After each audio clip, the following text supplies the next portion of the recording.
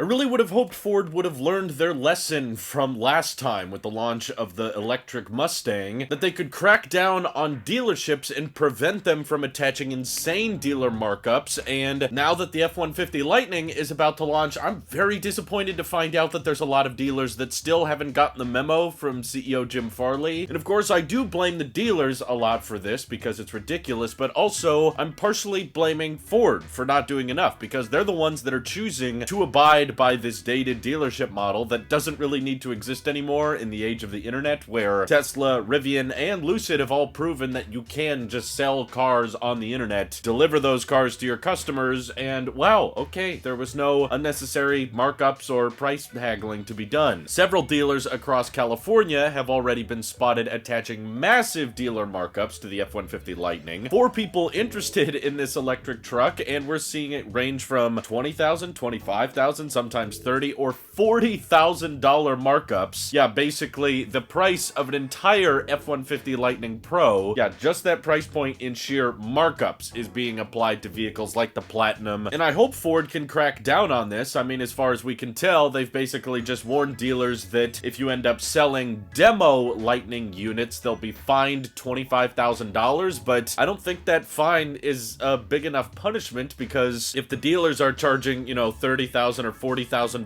markups, then the $25,000 fine still leaves them in the green. They still profited 10 or 15 grand on selling that demo unit prematurely, and they end up just paying the $25,000 fee. And I guess they could be potentially blacklisted from the Ford Courtesy Transportation Program, which basically just gives dealers access to used vehicles that still qualify for certain rebates. I don't think that program is ultimately going to be worth it to dealers if they're able to tack on, you know, $20,000 to $40,000 markups per Lightning. And essentially, I'm just getting the impression that Ford cares so much more about how the public perceives them and their political ties and their unions and their lobbying, not so much how many of these vehicles they actually deliver, because of course it always sounds great online to find out that, oh yeah, the F-150 Lightning starts at $40,000. That looks good, right? And to say like, yeah, Ford makes more pickup trucks than anyone, and we're going to electric, and it's gonna have 320 miles of range. All of those specs on paper and all these impressions videos we're seeing from other channels are all fun, and I personally think that the F-150 Lightning is the most exciting EV of the year. In fact, drop the EV, it's just the most exciting vehicle of 2022 because it's the most popular vehicle in the United States for decades, and it's going electric, and, you know, at least according to the MSRP, the value seems to be there, but when Ford relies on this dealer model, then the actual reality of buying these things becomes a lot more complex, and you start to realize that the differences in production ramping may show off that the true intentions and the true core values of, you know, a Tesla versus a Ford may not be so clear, because on one hand, they brag about how, yeah, we're excited for electrification, and that's why we're starting with the Mach-E, but according to data from Experian, we're finding out that even the Tesla Model S, which is starting at around $100,000 right now, is delivering at over 30% higher volume than the electric Mustang, which is substantially lower in price, basically half the price of a Model S, and it's using less batteries, right? So that's not even talking about the real, you know, comparison to a Tesla Model Y or Tesla Model 3, which is closer in price to the Mustang, but actually comparing it to a Tesla twice the price that goes way faster and has way better range and has a bigger battery pack, that's selling at higher volume in the entire United States than just the electric crossover, which is a more popular segment than the, you know, luxury full-size sedan market. And Ford struggles with suppliers, Ford struggles with building enough batteries, so they're not able to make enough of these things to the point that they shut off orders, even though it sounds great to say, yeah, we've got, you know, electric Mustangs and dealers and people are buying them and driving them around. It's just at substantially lower volume than their biggest competitor Tesla, which Jim Farley at the F-150 Lightning event claims we're planning on beating Tesla, you know,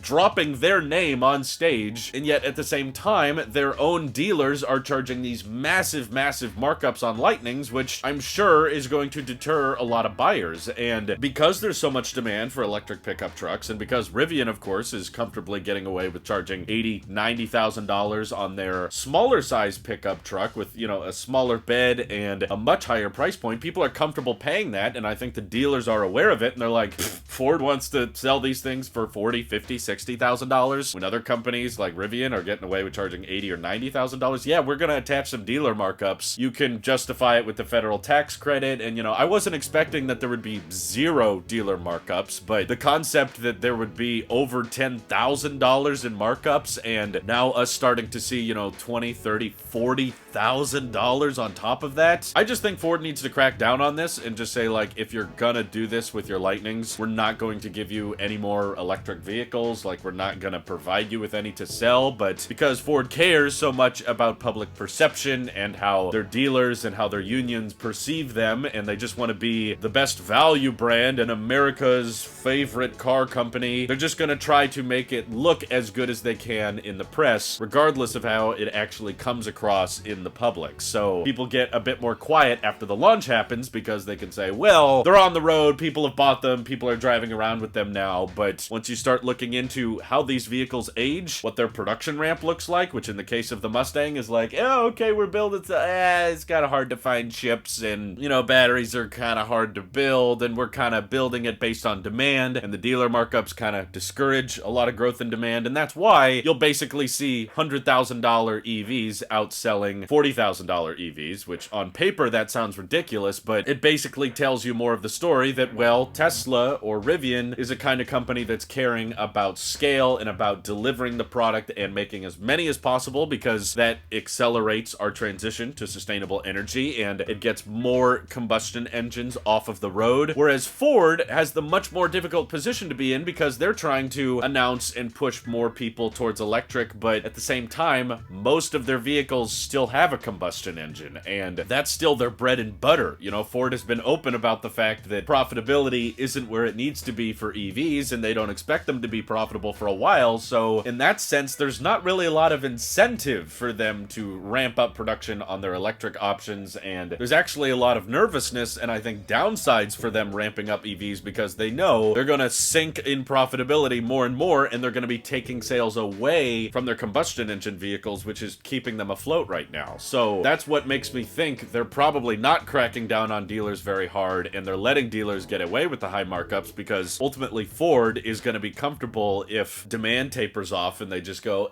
you know what, we don't need to build that many Lightnings because obviously, you know, we're selling every one that we can build and we're just kind of building according to demand. So I don't know, it just seems like a lot more smoke and mirrors in my opinion, and a lot of marketing jumbo to make things seem cool and seem like a great value until you actually look at the sticker price at a dealer and realize,